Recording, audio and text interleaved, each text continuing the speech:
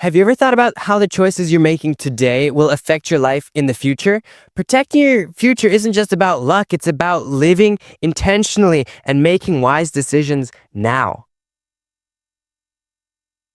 Hey, welcome to Growing Up Kingdom. My name's Daniel, and I'm so excited that you're here. If you've been looking for a place where you feel like you can be encouraged, where you feel like you can grow in your confidence, this is an absolutely great place to do that. So make sure that you stick around. Today, I want to talk about 7 keys to protect your future. Moving forward, a lot of us, we might have some sense of anxiety about what in the future, what the future holds for us, what's going to happen tomorrow. Even if we're not necessarily anxious about it, we're still not exactly sure either.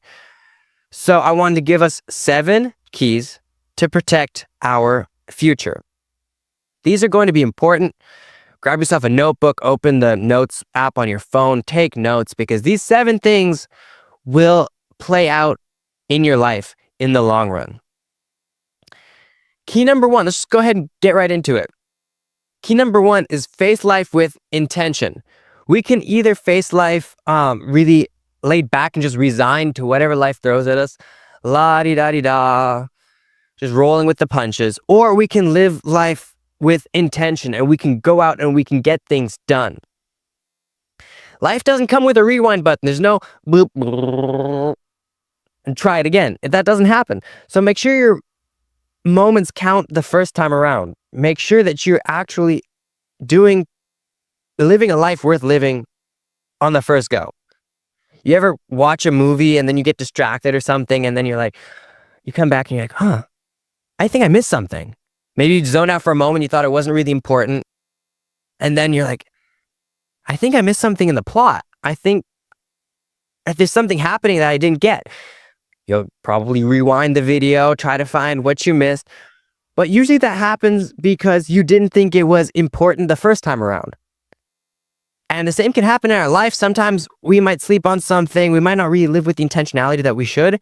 And then all of a sudden we wake up and we're like, I missed something. The worst thing you want to do is wake up and realize, hey, I missed a whole year of my life. What did I do when I was 17? I don't even remember because it wasn't lived with any intention. I just did whatever I wanted to do. That's one of the worst feelings in the world because it's time you spent that you couldn't get back. And if that's happened to you, there's no shame, no guilt, no saying, oh, hey man, you blew it. But at the same time, we want to make sure that we're doing better moving forward. So key number 1 is facing life with intention. What does that mean? It means setting goals, prioritizing our time, what matters most in our life, and staying focused on that. What are some practical steps? Write down a goal you want to achieve this year. If 5's too many, just write down one goal that you want to achieve this year. And maybe even break it down into smaller steps. Schedule it out. Start living your life with intention. Ephesians 5 verse 15 through 16 say, be careful then how you live, not as unwise, but as wise, making the most of every opportunity. We want to make the best of every opportunity that comes at us. So my question to you is, what's one area of your life that you've been casual with instead of intentional? What's one part of your life where you've been like, you know what, it doesn't really matter. I'll just let whatever happens happen. What area has that been for you? Focus on it. Start trying to live more intentionally in that area. Key number 2, faithfulness secures your future. You want to be really consistent with the little things in your life. The way you handle the little things today is the training grounds for the big opportunities that you get tomorrow. There's this really famous Bible verse, whoever is faithful with very little is also faithful with very much. You have to be trustworthy with the little bit that you get in order to be trusted with more. I mean, that's applicable anywhere. You're working at a job. You get trusted with a little bit first before they start trusting you with bigger projects. You start volunteering somewhere. They're going to give you a little project, see how you do on that. And if you're faithful with that, hey, you might move on and you might be able to work on bigger things.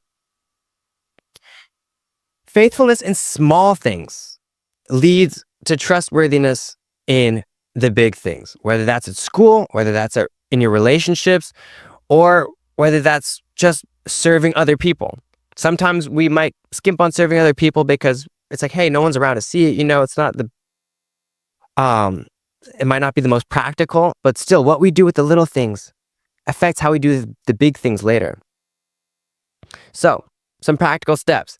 Identify one small commitment that you can be more consistent in. One thing that you can commit to that you can work at becoming consistent with. Maybe that's punctuality. Maybe you say you're going to be somewhere at a certain time, and maybe you're late.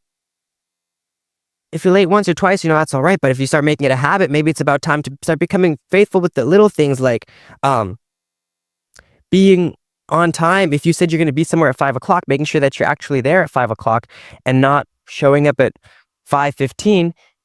That's a small, simple step that you can use now to get better at being punctual in the future. So the goal here would be to choose one thing that you can commit to daily, no matter what. Hey, some of us, we don't even brush our teeth daily, okay? So I think that's a fair place to start. We can choose one thing to commit to and do it daily, one small thing, and do it well. Key number 3, value life as a privilege. You didn't earn your heartbeat, okay? There's nothing you yourself could have done to get yourself born.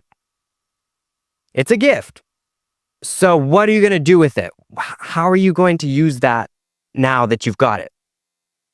You have to treat life as an opportunity to grow, an opportunity to serve, an opportunity to impact others. It's not something just to take for granted and say, oh, well, I got it. Now I'm going to spend it however I want. No, use it now as an opportunity to grow and help the world become a better place. I'm looking at the time, man. I got to keep this moving here. I got so many of these. Key number 4, seek and accept counsel. We talk about, finding a mentor when we start talking about success strategies, but I really believe that every single one of us should have someone that we can be accountable to and someone that can be accountable to us. We want to have someone in our life that can speak into us and check, hey, you doing good? You doing all right? And at the same time, it's also helpful to be able to do that for someone else and to be able to pour into someone else like that. Even the best athletes, they have coaches. Even if they're the best players in the world, they still have someone to help them train, someone to help them get better. So who's coaching you in life? Seeking advice from wise people helps you make better decisions and helps you avoid some of the big mistakes that you could make if you don't have people speaking into your life and helping you grow in that area, whatever area that would be.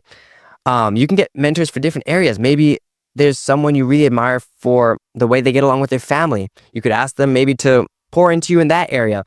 Maybe you're having trouble in school. Maybe English isn't your best subject. You could get yourself as much as we don't like the idea of it, get yourself a tutor, someone who can help you through different things. Find someone who can help you grow.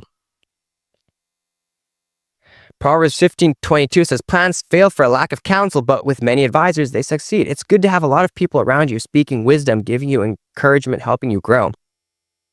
And hey, you can get encouragement from online too. This is a great way to help you grow here, this podcast. If you've been listening and you're enjoying what you're hearing, make sure you go ahead, follow, subscribe, do whatever you can on the platform you're listening. But key number 5, understand God's positioning. God isn't just writing your story overall. I hear people say all the time, God's writing the story. He's also in each and every chapter placing things strategically. Now, bad things happen, yes, but life isn't just a random combination of whatever happens. God placed you where you are for a reason, so you can be a light in the world, so you can encourage people, so you can bring hope, so you can reflect the kingdom of God to the people around you.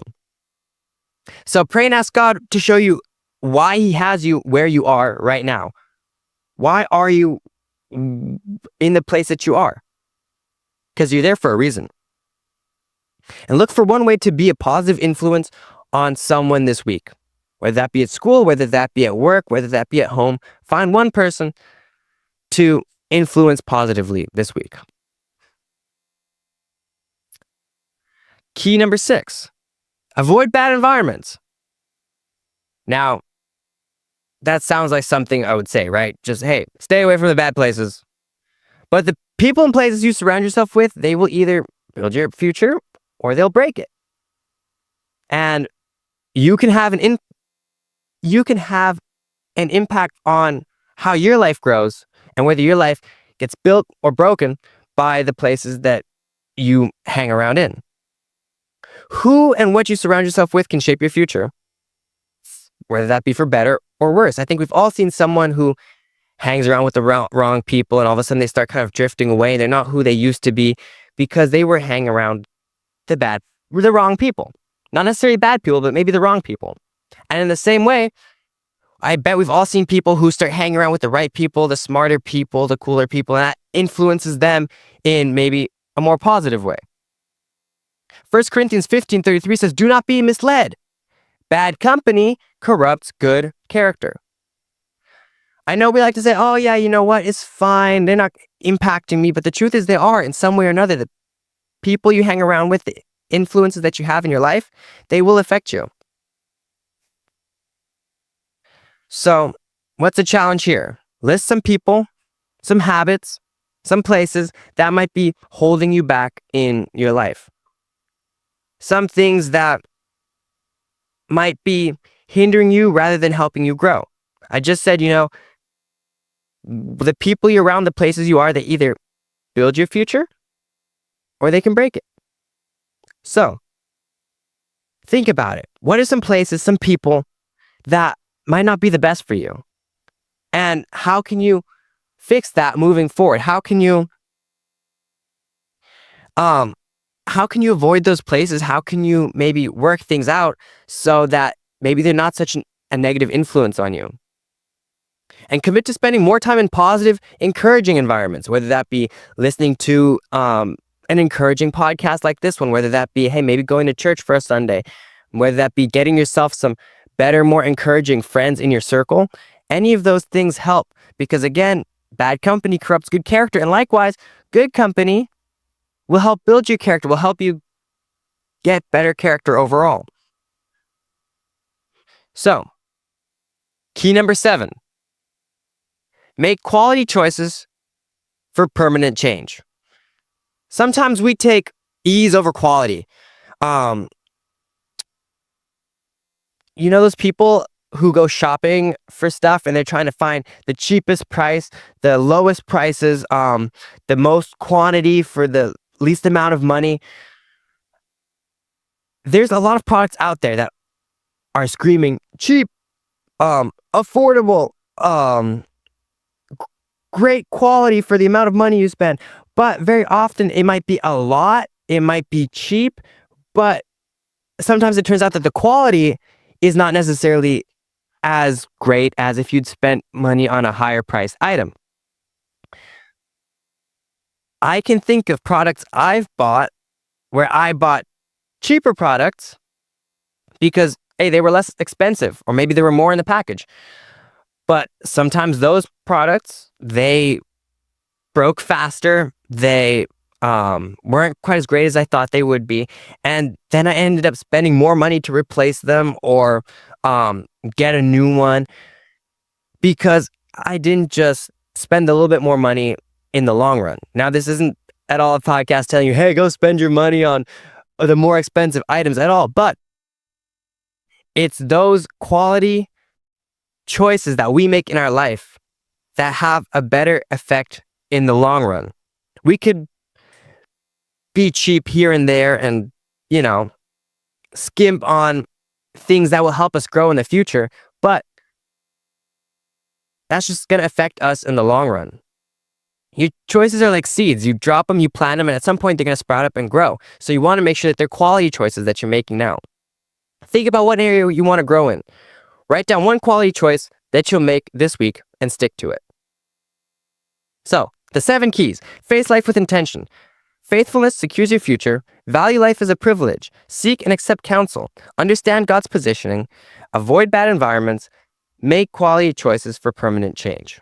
Well, yeah. Your future isn't something that just happens, it's something you build one decision at a time. So, my challenge to you is focus. Choose one key to focus on this week and take action on it. One of those keys. Focus on that one, knock it out, get that going, and then maybe move on to another one. I hope this has helped you. If it has, make sure that you go ahead, like, subscribe, follow, do whatever you can on the platform you're listening. If you think a friend could benefit from this, by all means, go ahead, share it with them.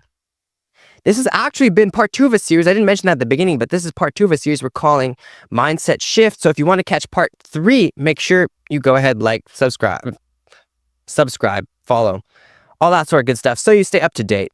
But I'll see you in the next episode. Until next time, bye.